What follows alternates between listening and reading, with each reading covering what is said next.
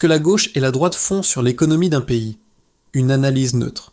Nous parlons ici de tendances économiques générales, pas de partis politiques précis. Commençons par la vision économique de la gauche.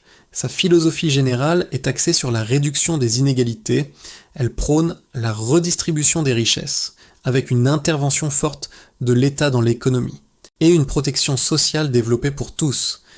Les politiques économiques typiques incluent des dépenses publiques élevées pour des services publics renforcés comme la santé et l'éducation, ainsi que des aides sociales et des investissements publics massifs. La fiscalité est plus progressive, avec des impôts plus élevés sur les hauts revenus et une taxation accrue des grandes entreprises. La redistribution se fait via des aides sociales.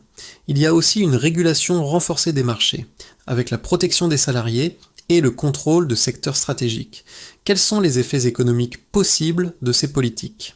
Parmi les points positifs, la réduction des inégalités, la stimulation de la demande intérieure et une stabilité sociale accrue. Cependant, il y a des risques comme la hausse de la dette publique, une pression fiscale élevée et une fuite de capitaux si la fiscalité est trop lourde. Cela peut aussi entraîner un ralentissement de l'investissement privé. Passons maintenant à la vision économique de la droite.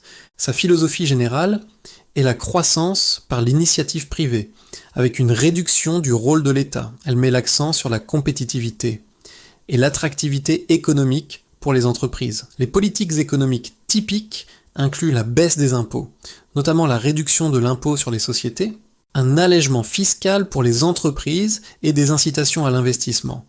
Elle favorise la dérégulation, avec moins de contraintes administratives, et une flexibilisation du marché du travail.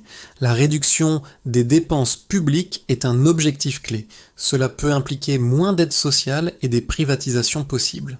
L'objectif est souvent la réduction de la dette publique. Quels sont les effets économiques possibles de ces politiques ? Les points positifs incluent l'attractivité pour les investisseurs, la stimulation de l'investissement privé et une croissance rapide à court terme. Les risques sont le creusement des inégalités, une dégradation possible des services publics et une vulnérabilité sociale accrue. Quel est l'impact de ces politiques sur la bourse et les marchés ? Sous un gouvernement plus à gauche, les secteurs publics et les infrastructures sont favorisés. Il peut y avoir une pression potentielle sur les grandes multinationales et une hausse possible des impôts sur les dividendes. Les marchés peuvent être parfois prudents au début. Sous un gouvernement plus à droite, on observe une hausse possible des actions via la baisse des impôts.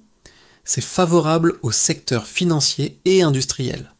Les marchés sont souvent optimistes à court terme. Mais attention, les marchés réagissent mais surtout à la stabilité politique, la crédibilité budgétaire et la politique monétaire des banques centrales. Prenons quelques exemples réels. Aux États-Unis, les politiques républicaines ont souvent mené à des baisses d'impôts pour les entreprises, tandis que les politiques démocrates ont favorisé des investissements publics massifs. En France, il y a une tradition d'État fort, avec des dépenses publiques élevées et une protection sociale importante. Les résultats économiques dépendent souvent du contexte mondial, de la dette existante et de la conjoncture économique. En conclusion neutre, la gauche cherche à corriger le marché. La droite cherche à libérer le marché. Les deux approches ont leurs bénéfices et leurs limites. Aucun modèle n'est parfait. Tout dépend du contexte économique, démographique et géopolitique.